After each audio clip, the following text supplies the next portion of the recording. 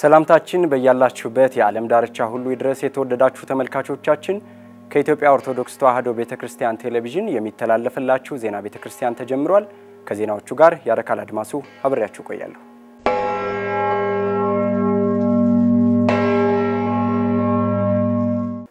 ቀዳሚ ወዳደረግነው ዜና አልፋለሁ። ብፁዕ ቅዱስ አቡነ ማትያስ ቀዳማዊ ፓትርያርክ ርዕሰ ሊቃነ ጳጳሳት ዘኢትዮጵያ ሊቀ ጳጳስ ዘአክሱም ወእጨጌ ዘመንበረ ተክለ ሃይማኖት ለካቶሊካዊት ቤተክርስቲያን ርዕሰ ሊቃነ ጳጳሳት ሊዮ 14ኛ የእንኳን አደረሰው መልእክት አስተላለፉ። ሰላም አምባዬ ተጨማሪ አላት። La pace sia con tutti voi.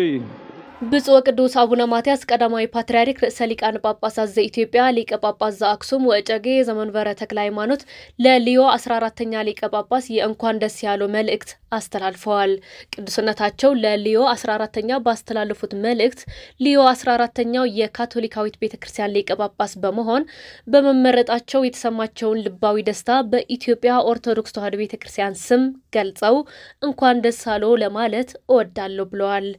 የምድራችን ችግር በልዩ ልዩ ፈተናዎች እየጨመረ የመጣ መሆኑን የጠቆሙት ብፁዕ ቅዱስ አቡነ ማትያስ በእግዚአብሔር ኃይል የተመረጡ ሰዎችና መሪዎች ችግሮቹን በቀላሉ ማሸነፍና ፍሬ ማፍራት ስለሚችሉ ቅዱስነቶ ፈተናዎችን በሙሉ በቀላሉ በማለፍ የቤተክርስቲያኗን ተልእኮ በላቀ ስኬት እንዲወጡ ተስፋ በማድረግ በአገልግሎታቸው ሁሉ እግዚአብሔር አምላክ ከጎናቸው እንዲሆን እመኛለሁ ብለዋል።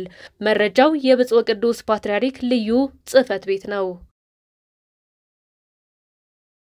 ብፁዕ ቅዱስ አቡነ ማትያስ ቀዳማዊ ፓትርያርክ ርዕሰ ሊቃነ ጳጳሳት ዘኢትዮጵያ ሊቀ ጳጳስ ዘአክሱም ወእጨጌ ዘመንበረ ተክለ ሃይማኖት ለየካ ክፍለ ከተማ ቤተ ክህነት ጽሕፈት ቤት ህንጻ የመሰረተ ድንጋይ ያስቀመጡ። የአዲስ አበባ ሀገረ ስብከት በየካ ክፍለ ከተማ ኮተቤ ገብርኤል እየተባለ በሚጠራው አካባቢ ለክፍለ ከተማ ቤተ ክህነቱ ለጽሕፈት ቤትና ለተለያዩ አገልግሎቶች የሚውል ህንጻ መገንቢያ ቦታ ከከተማ አስተዳደሩ ተረክቧል። ቦታውን ባርከው የመሰረተ ድንጋይ ያኖሩት ቅዱስ ፓትርያርኩ ልማት ለቅድስት ቤተክርስቲያን አስፈላጊ መሆኑን ገልጸዋል። በመርሃ ግብሩ ላይ ብፁዕ ቅዱስ አቡነ ማትያስ ቀዳማዊ ፓትርያርክ ርዕሰ ሊቃነ ጳጳሳት ዘኢትዮጵያ ሊቀ ጳጳስ ዘአክሱም ወእጨጌ ዘመንበረ ተክለ ሃይማኖት የአዲስ አበባ ሀገረ ስብከት ሊቀ ጳጳስ ብፁዕ አቡነ ሄኖክ ብፁዓን አበው ሊቃነ ጳጳሳት የጠቅላይ ቤተ ክህነት የተለያዩ መምሪያ የሥራ ኃላፊዎችና ሰራተኞች የአዲስ አበባ ሀገረ ስብከት ዋና ስራ አስኪያጅ የክፍለ ከተሞች ቤተ ክህነት ዋና ስራ አስኪያጅ የአድባራትና ገዳማት አስተዳዳሪዎች ሊቃውንት ካህናት ተገኝተዋል። ይህ ቦታ ሀገረ ስብከቱ ከከተማ መስተዳድሩ ከተረከባቸው 4 ቦታዎች አንዱ ሲሆን በቀጣይም የሚረከባቸው ቦታዎች እንዳሉ ተገልጿል። በመጨረሻም ዜና እረፍት። የልማቱ አርበኛ የሰላም አባት የቤተ ክርስቲያን ጠበቃና ተቆርቋሪ የሆኑት ደጃዝማች ግዛው ቢራቱ አረፉ። ስርዓተ ቀብራቸውም ብፁዓን አበው ሊቃነ ጳጳሳት በተገኙበት በአጉስታ ዳግማዊ ጽዮን ማርያም ቤተክርስቲያን ተፈጽሟል። መምህር ጌታቸው በቀለ ዝርዝሩን አሰናድቷል። የልማቱ አርበኛ የሰላም አባት የቤተክርስቲያን ጠበቃና ተቆርቋሪ የሆኑት ደጃዝማች ግዛው ቢራቱ አረፉ።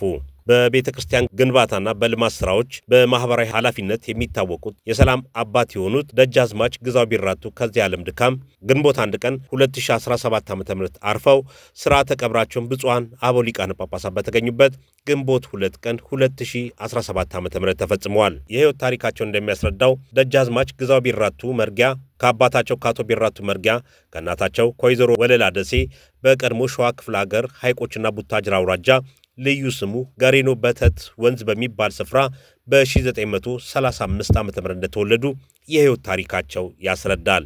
ደጃዝማች ግዛው ቢራቱ መርጊያ ከአባታቸው ካቶ ቢራቱ መርጊያ ከእናታቸው ከወይዘሮ ወለላ ደሴ በቀድሞ ሸዋ ክፍለ ሀገር ሐይቆችና ቡታጅራ አውራጃ ልዩ ስሙ ጋሪኖ በተት ወንዝ በሚባለው ቦታ በ1935 ዓ.ም ተወለዱ።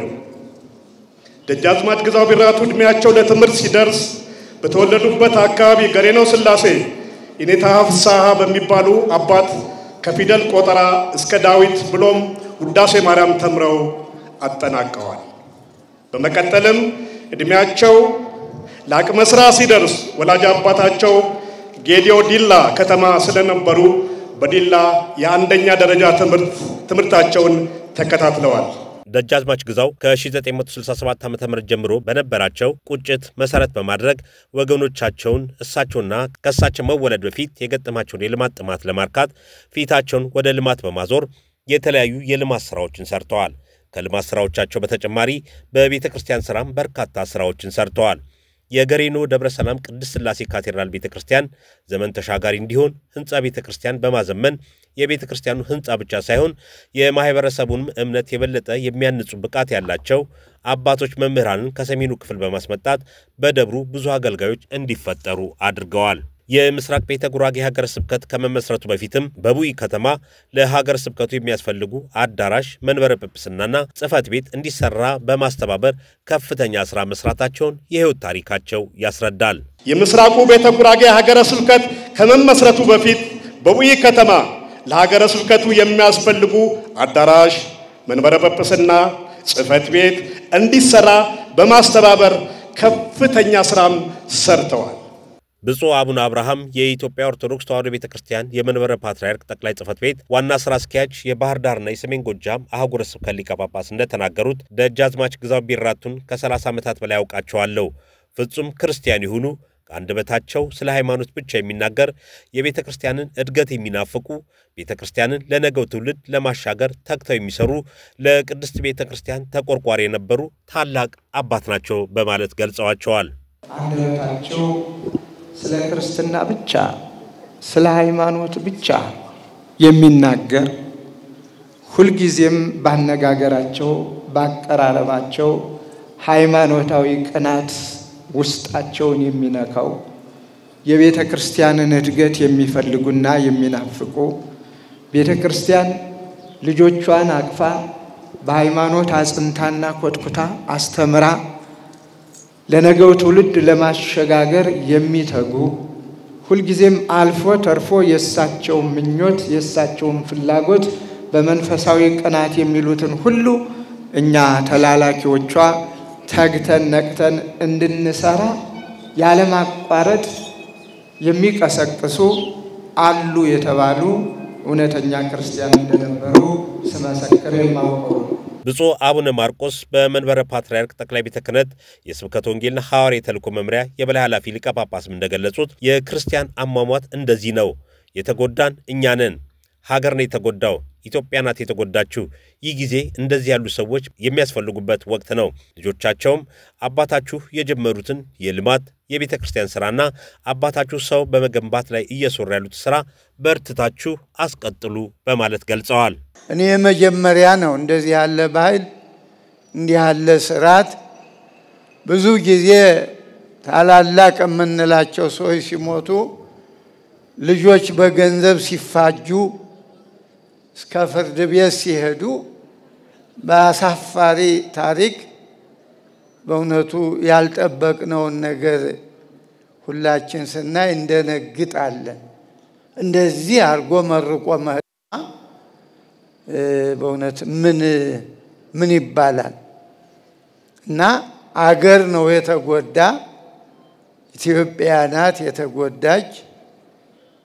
ያውም በዚህ ጊዜ እንዲህ ያሉ ሰዎች በሚያስፈልጉበት ጊዜ አዎ ይሄ ጊዜ ለእንዲህ ያሉ ሰዎች እድሜ የምንለምንበት እንደው አይሆንም እንጂ ከኛም እድሜ ቀንሶ ለእንዲህ ያሉ ሰዎች እድሜ ቢሰጥ በእውነቱ አገር እያጠፋን ከምንኖር አገር እያለሙ ለትውልዱ ምሳሌ እየሆኑ የሚኖሩ ሰዎች ቢቆዩ ጥሩ ነበር። ግን የእግዚአብሔር ስለሆነ የእግዚአብሔር ይበቃዋል፣ ደክሞታል፣ ሰርቷል። ከዚህ በላይ ሌላዊ ስራ የሚል ውሳኔ ሆኖ ነው። ደጃዝማች ግዛው ቢራቱ ለህዝባቸው መጠለያ መመኪያ አባት የነበሩ ለህዝብ የኖሩ ዘመን ተሻጋሪ ሕያው የሆኑ ስራዎችን ሰርተው ያለፉ አባት ነበሩ።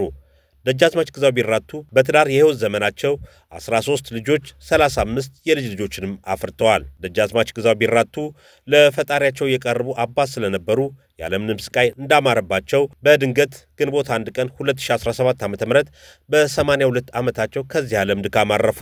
ሥርዓተ ቀብራቸውም ግንቦት 2 ቀን 2017 ዓ.ም ብፁዓን አበው ሊቃነ ጳጳሳት፣ ወዳጅ ዘመዶቻቸው፣ የገዳማት አድባራት አባቶች፣ ካህናት በተገኙበት በአውግስታ ዳግማዊ ጽዮን ቤተክርስቲያን ተፈጽሟል።